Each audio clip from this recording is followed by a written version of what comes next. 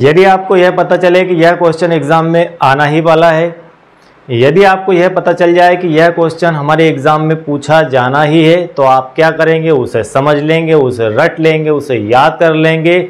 तो हम यहाँ पर आज आपको क्लास 10th मैथमेटिक्स के चैप्टर नंबर 1 रियल नंबर का एक क्वेश्चन बताने जा रहे हैं, समझाने जा रहे हैं, और यह कहे कि हम इसे पूरा कॉन्सेप्ट और बेसिक लपेट कर आपको बताने जा रहे हैं। और यह क्वेश्चन आपके एग्जाम में आएगा ही आएगा और आता ही है। तो आप बिल्कुल इस क्वेश्चन को कंप्लीट कर लीजिए। और वह क्वेश्चन क्या है, वह क्वेश्चन है हमारा prove that √3 is a rational number. तो √3 एक रेशनल नंबर है। यह क्वेश्चन आपके एग्जाम में डेफिनेट 101% 2023-24 की जो आपके एग्जाम होने वाली है उसके अंदर आने ही वाला है। और इसकी जगह चेंज होकर √3 की जगह √5 या √2 भी पूछा जा सकता है। तो हमें यहाँ पर सिर्फ एक क्वेश्चन कंप्लीट करना है और सेम टू सेम 3 की जगह आप 5 रख देना और 5 की जगह 2 रख देना। इस प्रकार आपके 3 क्वेश्चन, 4 क्वेश्चन, 5 क्वेश्चन जैसे भी क्वेश्चन बने, लेकिन जनरली 2, 3 एंड 5 से या ज़्यादा से ज़्यादा लास्ट 7, इससे ज़्यादा के क्वेश्चन नहीं बनते हैं। तो 4 टाइप के क्वेश्चन यहाँ पर बन सकते हैं। टाइप क्या, टाइप तो एक ही है लेकिन इसका वेरिएशन है अलग अलग प्रकार से। ठीक है, तो हम यहाँ पर पहले इस क्वेश्चन का बेसिक समझते हैं कि इसका बेसिक क्या है। रियल नंबर को हम बहुत बेहतर तरीके से पढ़कर आ रहे हैं और इस पार्ट के अंदर हम थोड़ा सा रियल नंबर के बारे में और समझ लेते हैं।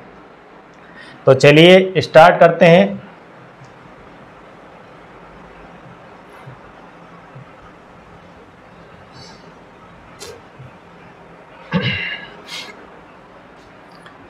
रियल नंबर को हिंदी में कहते हैं वास्तविक संख्याएं, और वास्तविक संख्याओं के सामने कुछ नंबर से लिखे हुए हैं 3, 5/2, √3, 9/2, पाई, -8, √7 या माइनस का √7 है एंड 7.32। इस प्रकार ये नंबर दिए गए हैं। बहुत ही रोचक जानकारी आपको मिलने वाली है यहाँ से। बिल्कुल बिना स्किप किए वीडियो को देखते रहे, बहुत ही काम का लेक्चर है ये आपका। वास्तविक संख्याएं, रियल नंबर्स हमारे 2 प्रकार से डिवाइड होते हैं। एक होता है रेशनल और एक होता है इरेशनल।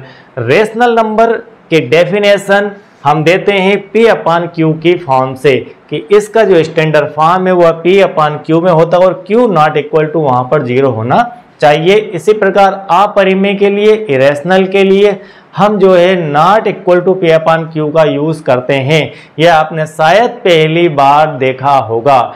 तो आप इसको थोड़ा सा डिटेल में समझिए कि जब हम परिमेय संख्याएं लिखते हैं तो P/Q के फॉर्म में लिखते हैं, और रियल नंबर्स के अंदर या तो संख्या परिमेय होती है या अपरिमेय होती है, या तो संख्या रेशनल होती है या फिर इरेशनल होती है। तो जो भी नंबर हमारे रेशनल हैं उन सबको छोड़कर बाकी के जो शेष बचते हैं वे सारे इरेशनल नंबर होते हैं। तो यहाँ पर रेशनल को छोड़कर जो शेष बचता है वो सब इरेशनल होता है। अब हमें यहाँ पर कुछ नंबर दिए गए हैं। मैं आपको एक नंबर वाला कॉन्सेप्ट दिखाऊंगा। यह क्वेश्चन आपसे पूछा जा सकता है और आपको पता होना चाहिए, और आप चाहे तो अपने क्लास के अंदर उसे पूछकर टेस्ट भी कर लीजिए कि कितना दम रखता है वह क्वेश्चन। तो मैं आपको एक ऑब्जेक्टिव यहाँ पर बताऊंगा, बहुत ही स्टैंडर्ड ऑब्जेक्टिव है, बहुत ही सरल है, लेकिन उसके अंदर बहुत ही बढ़िया लॉजिक है। तो पहले इन नंबरों को हम फिल्टर करते हैं रेशनल और इरेशनल के अंदर। 3 आपका रेशनल है या इरेशनल, तो 3 को हम रेशनल की श्रेणी में रखते हैं। 5/2 भी आपका एक रेशनल नंबर ही है। √3 भी आपका क्या है, रेशनल है या इरेशनल है, तो यह आपका इरेशनल है क्योंकि P/Q की फॉर्म में होना चाहिए और यह नहीं है, इसलिए हम इसे यहाँ पर लिख देते हैं √3 आपका इरेशनल है। और 9/2 आपका एक रेशनल नंबर है। पाई को हम इरेशनल की श्रेणी में रखते हैं। -8 हमारा एक रेशनल नंबर है, और -√7 यह भी आपका एक इरेशनल नंबर ही है। इसके बाद 7.32 भी आपका इरेशनल की श्रेणी में ही आएगा। तो इस प्रकार हमने यहाँ पर फिल्टर करके देख लिया, और इसके अंदर सारे वेरिएशन है। हमने अंडर रूट भी शामिल किया है, विदाउट अंडर रूट भी शामिल किया है, माइनस भी शामिल किया है। अब आप कहेंगे कि एक छोटा सा यहाँ पर प्रश्न बनता है, यदि आप थोड़ा सा कम नॉलेज रखते हैं और आपने स्टार्टिंग ही की है रेशनल नंबर पढ़ने की, तो -8 कैसे रेशनल नंबर हुआ, यह P/Q की फॉर्म में कैसे हो गया। तो हम 8 को 8/1 भी लिख सकते हैं, -8/1 के रूप में भी इसे लिखा जा सकता है। इसी प्रकार से 3 को हम 3/1 की फॉर्म में भी लिख सकते हैं। इस प्रकार P/Q की फॉर्म कंप्लीट हो जाती है। हमें जो शर्त दी गई है, टर्म्स दी गई है, वह यह है कि Q ≠ 0 होना चाहिए। तो यहाँ पर Q की कोई वैल्यू है, P की भी कोई वैल्यू है, बस वैल्यू होना चाहिए, वह 0 नहीं होना चाहिए। ठीक है, तो इस प्रकार आप समझ लीजिए रेशनल और इरेशनल को। मैं एक क्वेश्चन की बात आपसे कर रहा था कि एक क्वेश्चन आपको IMP में दिखाऊंगा कि वह क्वेश्चन क्या है। तो वह क्वेश्चन ये है कि आपसे ये मैं पूछता हूँ कि √9 आपका रेशनल है या इरेशनल है, यह आपको बताना है कि √9 रेशनल है या इरेशनल है। हमें रटा रटाया यह पता है कि हम अंडर रूट के अंदर नंबर जो होते हैं उन्हें इरेशनल की श्रेणी में रखते हैं, लेकिन यहाँ पर अगर √9 को सॉल्व किया जाए तो 3 आ जाएगा और 3 हमारा एक रेशनल नंबर होता है। ठीक है, वो इरेशनल की तरफ जाते जाते वापस रेशनल पर आ गया है। तो पहली दृष्टि में देखने पर लगता है कि इस फॉर्मेट के अंदर जो नंबर है वे नंबर हमारे इरेशनल होते हैं, लेकिन √3 हमारा एक रेशनल नंबर होता है। तो ट्रू और फॉल्स के अंदर इस प्रकार का क्वेश्चन आपसे पूछा जा सकता है और जल्दबाजी में, कंफ्यूजन में आप फटाक से उसे इरेशनल कहकर आ सकते हैं। तो यहाँ पर थोड़ा सा आप ध्यान रखिए। इसके बाद चलते हैं हम क्वेश्चन के ऊपर। हमारा जो √3 इज ए इरेशनल नंबर, उसे प्रूव करना था, उसे प्रूव करते हैं और उसका बेसिक समझते हैं। 8 √3 इज इरेशनल। इसी टाइप से √5 और √2 का क्वेश्चन भी बन सकता है।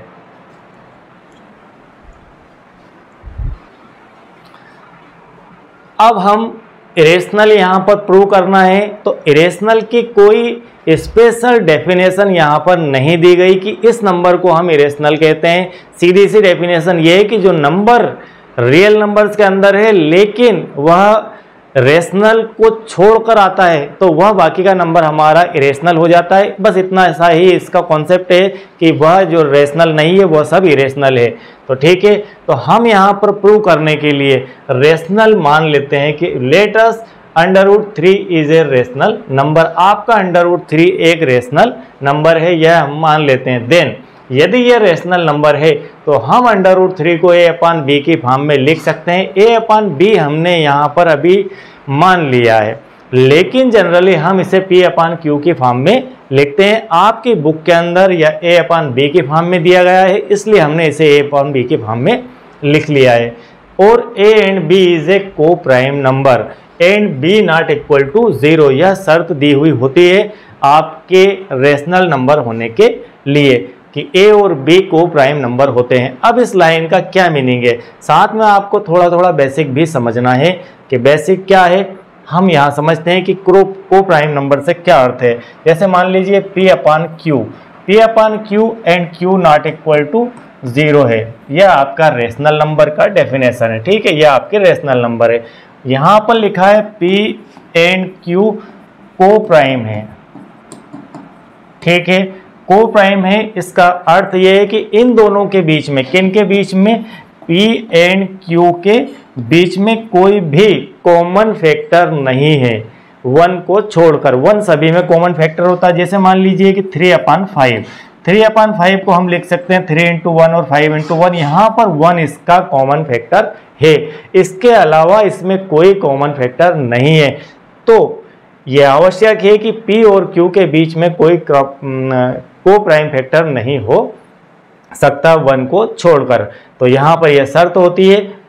ठीक है, यही शर्त की बात यहाँ पर की जा रही है कि इन दोनों के बीच में कोई को प्राइम फैक्टर नहीं है। ओके, आगे बढ़ते हैं। सो A and B have a common factor only 1, दोनों के बीच में ओनली 1 ही कॉमन फैक्टर है। इसका अर्थ है कि कोई अनदर कॉमन फैक्टर यहाँ पर नहीं है। तब हम इसे लिख सकते हैं कि √3 = A/B, और इसे हम लिख सकते हैं इस स्टेप को कि √3 का स्क्वायर इक्वल टू a/b का स्क्वायर। दोनों तरफ हम स्क्वायर कर रहे हैं, दोनों तरफ या इक्वेशन का स्क्वायर करने पर जब हमने स्क्वायर इसका किया तो √3 का स्क्वायर होकर यह ओनली 3 हो जाता है। √3 का जो स्क्वायर है और यह अंडर रूट है, दोनों कैंसिल होकर ओनली 3 बचता है और यहाँ पर a²/b² हो जाएगा। और इस स्टेप को हम b² का मल्टीपल 3 से हो जाएगा तो हम इसे फाइनली लिख सकते हैं a² = 5b² और इसे नाम देते हैं इक्वेशन नंबर 1। यहाँ पर हमने तीन प्रकार के कलर का यूज़ किया है। एक आपका वाइट कलर है। अब वाइट कलर एक अलग विषय है। यह विषय इस प्रकार से अलग कि जो वाइट कलर में लिखा हुआ है यह क्वेश्चन का प्रस्तावना है कि हम उसे इरेशनल मान रहे हैं और रेशनल मान रहे हैं और रेशनल मानने के कारण इतनी 3 चीज़ें उसकी डेफिनेशन से हम लेते हैं। ठीक है, उसके बाद जब इसे रेशनल मान लिया गया तब हमने उसको थोड़ा सा सिंप्लीफाई किया स्क्वायर करके, तो इक्वेशन नंबर हमारी 1 मिल जाती है। और इक्वेशन नंबर 1 हमारी क्या बता रही है, हमें क्या शो हो रहा है, हम क्या देख पा रहे हैं इक्वेशन नंबर 1 से, और इक्वेशन नंबर 1 से हमें क्या मैसेज मिल रहा है। इक्वेशन नंबर 1 हमें यह मैसेज दे रही है कि therefore a² is divisible by 3। a² आपका यहाँ पर 5 लिखा गया है गलती से, इसको हम 3 कर लेते हैं।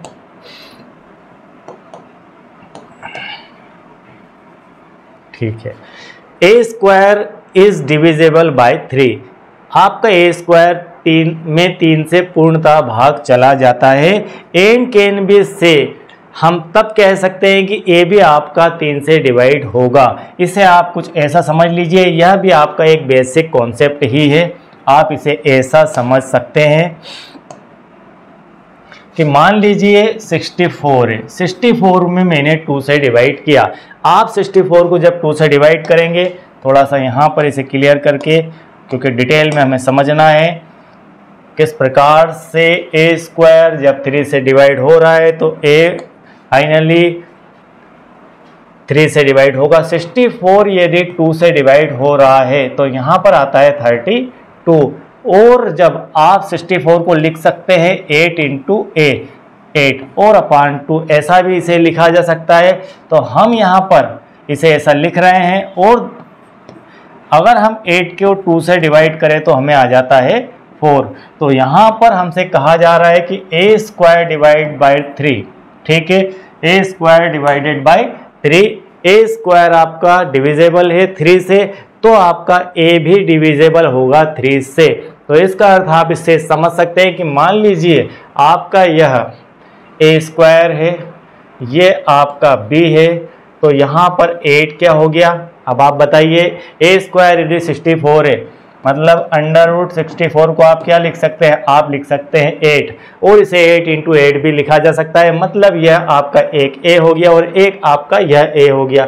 यहाँ पर a × a, तो एक a को हम क्या लिख सकते हैं, 8 लिख सकते हैं। तो 8 आपका हो गया a और यह आपका हो गया b। मतलब a भी b से डिवाइड होगा, और कुछ ना कुछ डिवाइड होने के बाद हमें यहाँ पर भागफल के रूप में प्राप्त होगा, कुछ ना कुछ राशि हमें प्राप्त होगी, क्योंकि वह डिवाइड हो रहा है तो कुछ ना कुछ तो हमें भाग में मिलने वाला है, आंसर में मिलने वाला है। जिस प्रकार यहाँ पर 32 आंसर में मिला, उसी प्रकार से 8 को 2 से डिवाइड करने पर हमें 4 मिलने वाला है। देयरफॉर हम यह कह सकते हैं कि यदि हम a को b से डिवाइड करें तो हमें c मिल जाएगा, और b की वैल्यू यहाँ पर बनती है 3।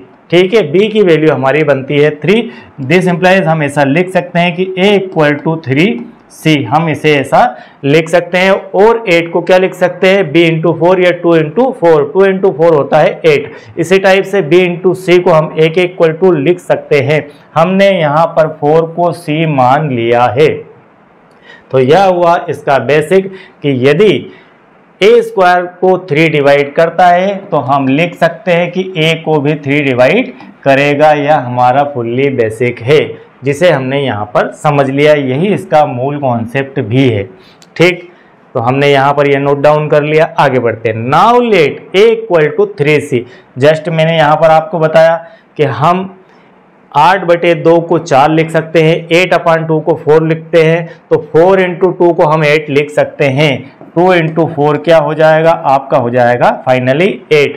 तो हम अगर a में b से डिवाइड करें और c आपके पास आता है तो हम लिख सकते हैं b into c equal to a, और b की प्लेस पर यदि कोई वैल्यू हमारी 3 है तो हम लिख सकते हैं कि a इक्वल टू 3c।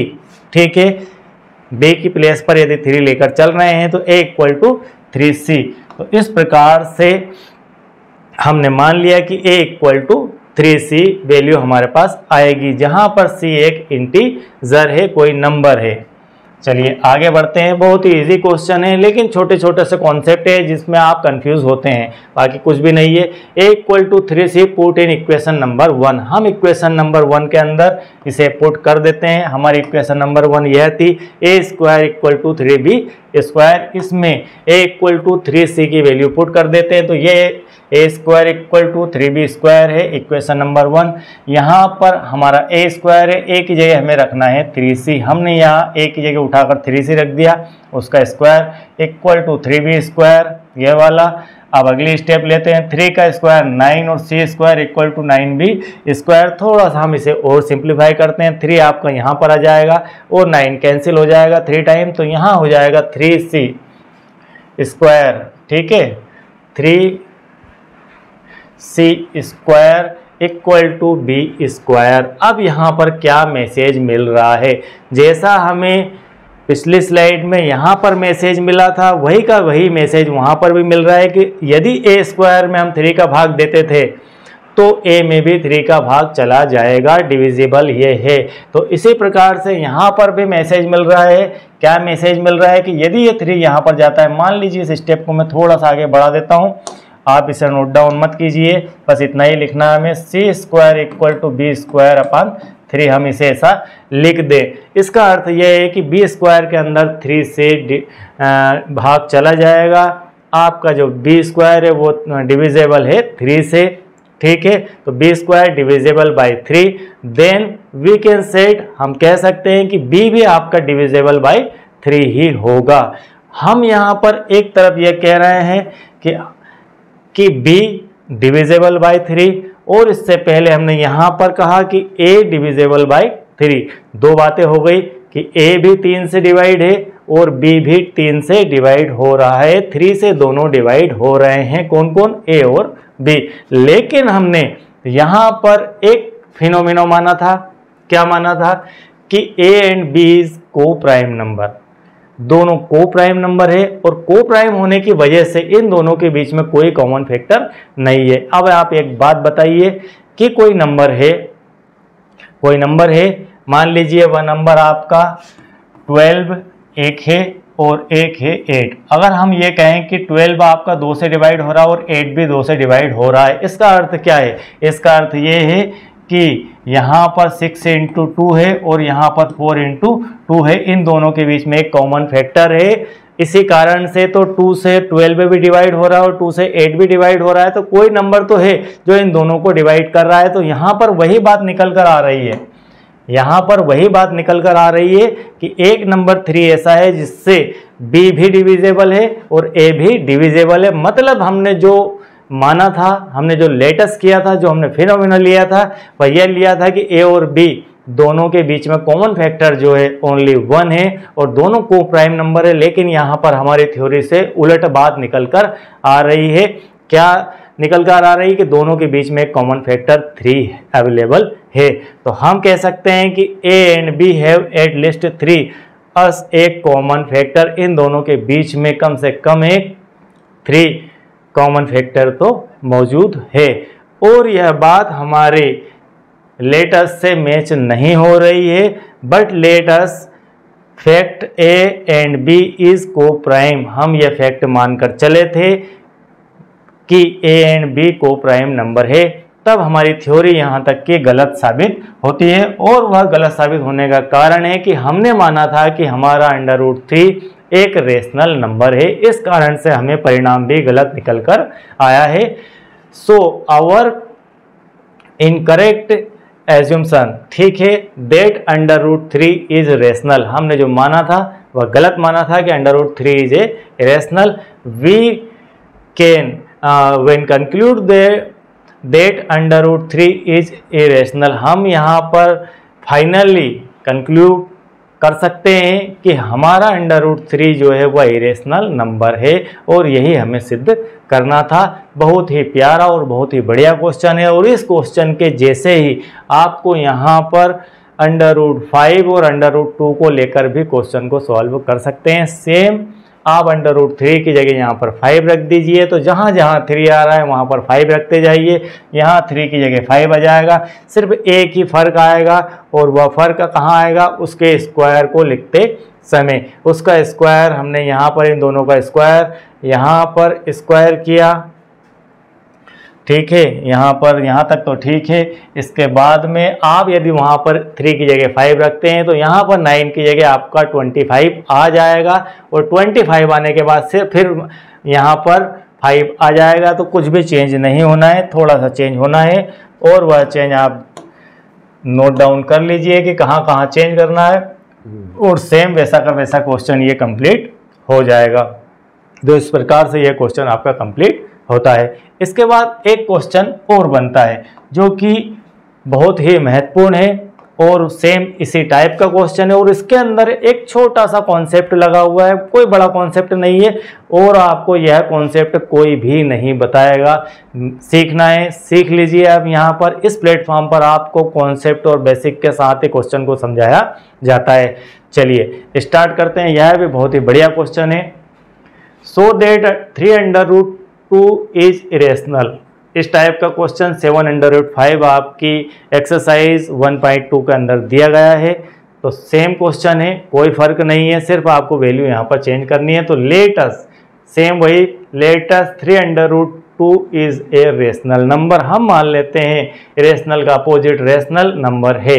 अब रेशनल नंबर हमने मान लिया है। जब हम रेशनल नंबर लेकर चलेंगे तो इसका अर्थ है कि a and b is coprime number और b नॉट इक्वल टू 0 होगा। यह हमारे रेशनल नंबर की डेफिनेशन से हम बार बार लिख रहे हैं। ठीक है, हमने 3√2 इक्वल टू a/b लिख लिया है, क्योंकि हमने रेशनल नंबर उसे लेटेस्ट किया है। और हम इसे लिख सकते हैं √2 और 3 आपका इसके बटे में चला गया, तो a/3 भी यहाँ पर हो जाता है।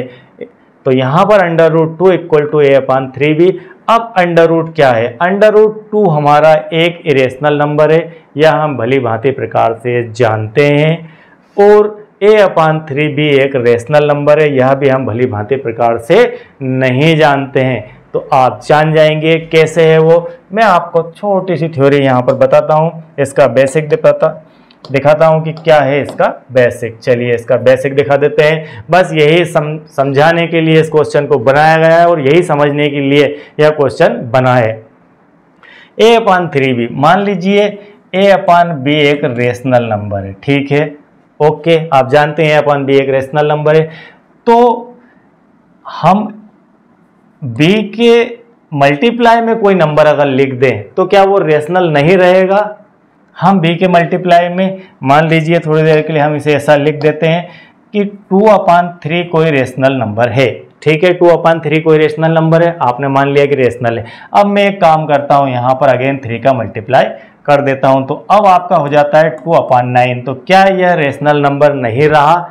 यस, यह रेशनल नंबर ही है, कोई परिवर्तन नहीं हुआ। तो आप उसमें मल्टीप्लाई ऊपर करिए नीचे करिए, उससे कोई फर्क नहीं पड़ने वाला है। आपके जो टर्म है a एंड b के बीच में कोई को प्राइम नंबर नहीं होना चाहिए, तो इसके बीच में कोई को प्राइम नंबर नहीं है, और b नॉट इक्वल टू 0 भी है। इसका अर्थ है कि यह इस डेफिनेशन को फॉलो करता है, और यह हमारा रेशनल नंबर हो जाता है। तो इस प्रकार से आपका a/3 भी एक रेशनल नंबर हो जाता है, ठीक है। समझ गए बात आप? तो a/3 भी एक रेशनल नंबर है, और √2 एक इरेशनल नंबर है। अब यहाँ पर एक विरोधाभास आ रहा है। क्या आ रहा है कि यहाँ पर इक्वल है, √2 इक्वल टू a/3 भी है।